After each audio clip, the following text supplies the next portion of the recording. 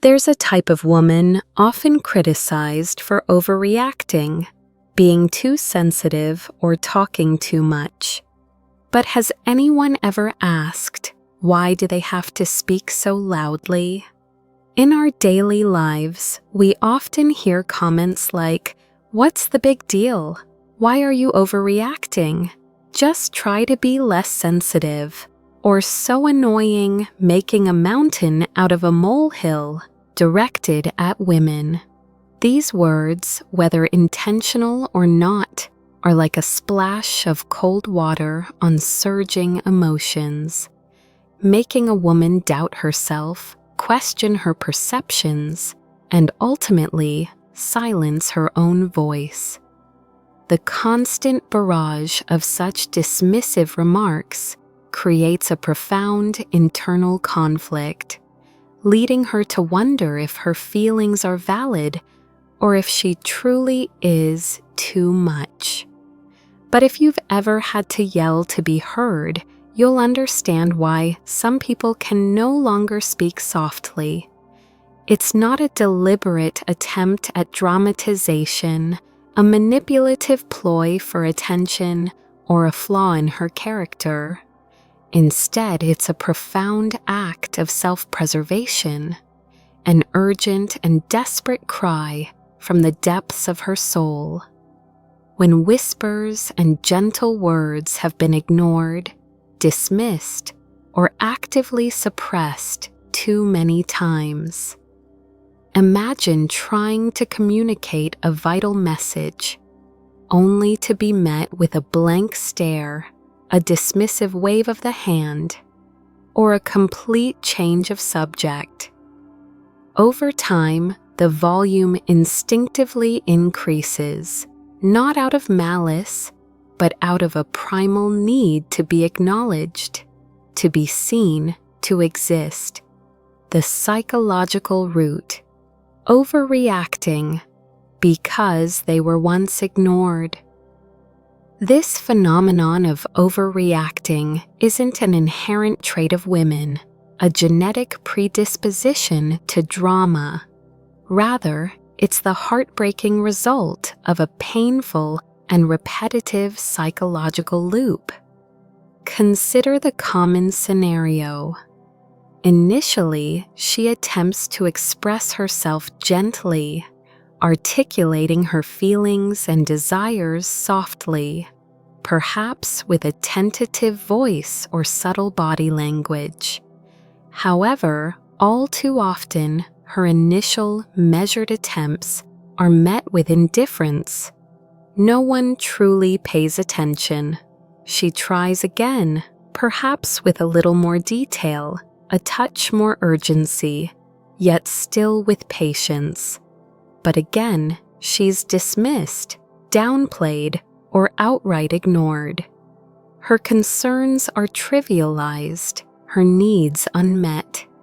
It's only when her patience completely wears thin, when the frustration builds to an unbearable peak, that she reacts more strongly, perhaps with a raised voice, a more emphatic gesture, or a tearful outburst. And in that very moment of raw, uncontained emotion, she is immediately labeled drama, excessive, or even crazy, ironically, for the very act of finally making herself heard. This destructive loop isn't confined to adult relationships. It often has roots in childhood. Think about how young girls are often socialized, taught to be good, obedient, and gentle. They are praised for being quiet, compliant, and easy to manage. However, when these same girls deviate from this good behavior, when they express genuine emotions like anger or frustration, when they object to something unfair, or when they simply show dissatisfaction, they are often ignored, shushed, or labeled naughty or stubborn. they learn very early on that their negative or assertive emotions are not welcome, that their authentic selves are not fully accepted. Consequently, they often internalize the belief that the only way to be truly noticed, to gain any semblance of attention or validation, is to express these emotions so intensely, so loudly, so undeniably that no one can possibly look away anymore.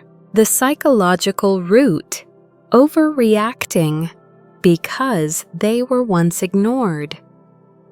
This phenomenon of overreacting isn't an inherent trait of women, but the result of a painful psychological loop.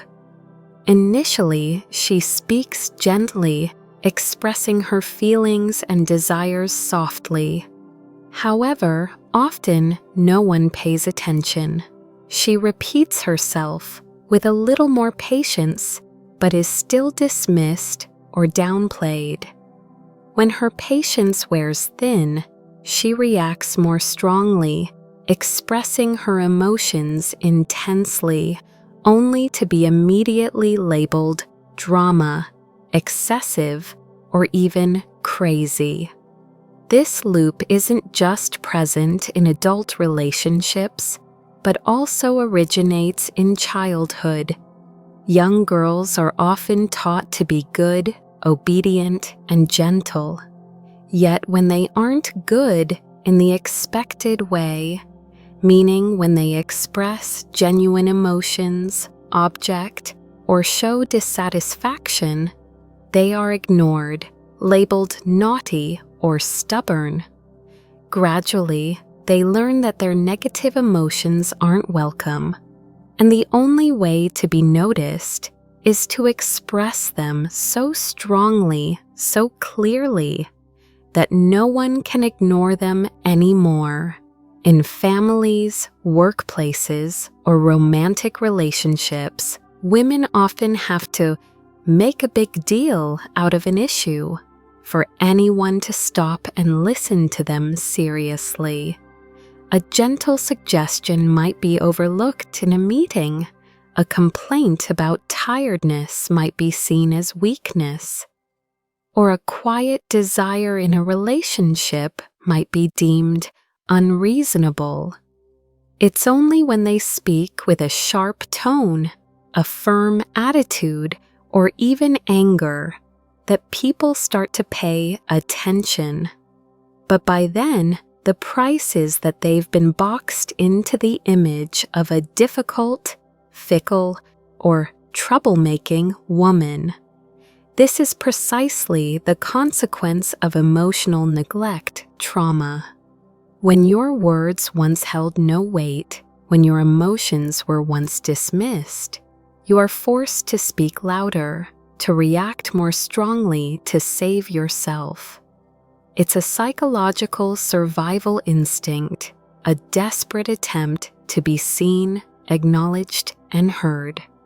A voice suppressed for too long will explode, not because it wants attention, but because it needs to be released, needs to be understood. Social perspective, double standards for women. Modern society still maintains unfair double standards for women, especially in how they express emotions. When women speak directly, they are considered rude, tactless, or aggressive. When women speak softly, their words are often unheard, downplayed, or ignored. When women speak forcefully, expressing strong emotions, they are labeled gossipy, excessive, or dramatic. So how are they supposed to speak to be both heard and not judged? This is a question society has never adequately answered, instead imposing invisible limits that corner women. This injustice is even clearer when compared to men. When men get angry, they are often seen as decisive, or even authoritative. Their anger is accepted as part of their assertiveness and leadership ability. But when women get angry, they are seen as lacking emotional control, weak, or overly sensitive. A woman's anger is often belittled, dismissed, or attributed to feminine reasons that are deemed insignificant. Sadly, no one teaches women how to express emotions in a safe, unhealthy, and effective way. Instead, they are only taught to be silent, to endure, and to hide their true feelings. From a young age, girls are instructed to be mindful, to be virtuous, to be graceful, terms often associated with suppressing oneself to please others. This creates a generation of women who are good at hiding their pain, but utterly bewildered when they have to confront and resolve it. The consequences of being labeled overreacting. Being consistently labeled overreacting or too sensitive leaves severe psychological and emotional consequences for women. Women doubt their own emotions. When their words are dismissed and their emotions are invalidated, women begin to question themselves. Maybe I really am sensitive. Maybe I talk too much. I should speak quieter. Am I really overreacting? This self-doubt gradually erodes their confidence, making them afraid to trust their own intuition and feelings. They may become fearful of expressing emotions, worried about being judged or dismissed again, suppressing emotions, then exploding. To avoid judgment, they try to suppress their emotions. Anger, sadness, or frustration that isn't released accumulates like a ticking time bomb. At a certain point, they will explode violently, uncontrollably, even over minor issues. These outbursts further label them as difficult, unreasonable, and strain relationships. Those around them may feel confused, annoyed, and distance themselves, creating a vicious cycle of isolation and misunderstanding. Prone to hidden depression, feeling unacknowledged. Constantly suppressing emotions and feeling unheard and unacknowledged can lead to hidden depression. They may not exhibit clear symptoms of depression like persistent sadness or insomnia, but inside there is emptiness, hopelessness, and a feeling of isolation. The feeling that no one understands or cares about what they are going through is a heavy psychological burden, making them feel worthless and insignificant. Fear of sharing, fear of being judged, opting for isolation. When attempts to communicate are met with invalidation, women gradually lose faith in sharing. They fear being judged, fear further hurt, and fear facing insensitive remarks. Instead, they choose to isolate themselves, communicating less and revealing less about themselves. This not only affects personal relationships, but also hinders their growth in work and life. They miss out on opportunities to connect deeply, to be understood, and to receive support from those around them. These consequences are not just individual problems for women, but also a societal issue that needs to be recognized and addressed. When a large portion of the population has to live in suppression and self-doubt, It's a significant loss for the entire community. An apology on behalf of the world. I wish someone had listened to you sooner. If you, the woman reading these lines, have ever been told you were overreacting, I want to tell you, you are not wrong for feeling so much. Your emotions deserve to be heard, right from the very first time you spoke them, whether it was a whisper or a cry. I wish someone had listened to you sooner, so you wouldn't have had to struggle alone, wouldn't have had to bear unnecessary pain by yourself. You don't have to scream to be noticed. Your worth, your existence, and your emotions all hold weight. You deserve to be heard even when you only whisper, even when you only express discomfort with a frown or a sigh. Emotions are a natural and important part of being human. They are not something to hide or be ashamed of. The fact that you feel things deeply shows that you are a vibrant person with a heart and a soul. Never doubt that. Remember, having to overreact is not your fault. That's a sign that you have endured emotional neglect for too long. Your voice was ignored, your emotions were dismissed, and your existence was overshadowed. And when you have to speak forcefully, that's because you are trying to protect yourself, to reclaim your right to be heard and understood. To those living with such women, if you see a woman in your life, your mother, wife, sister, friend, or colleague, who seems sensitive, temperamental, or reacts strongly to minor things, take a moment. Instead of quickly judging or criticizing, ask yourself, how many times has she been ignored before? Perhaps this overreaction isn't the first time she's expressed her emotions, but the culmination of many times she has tried to speak gently but wasn't heard. What does she need from you rather than how you want to fix her?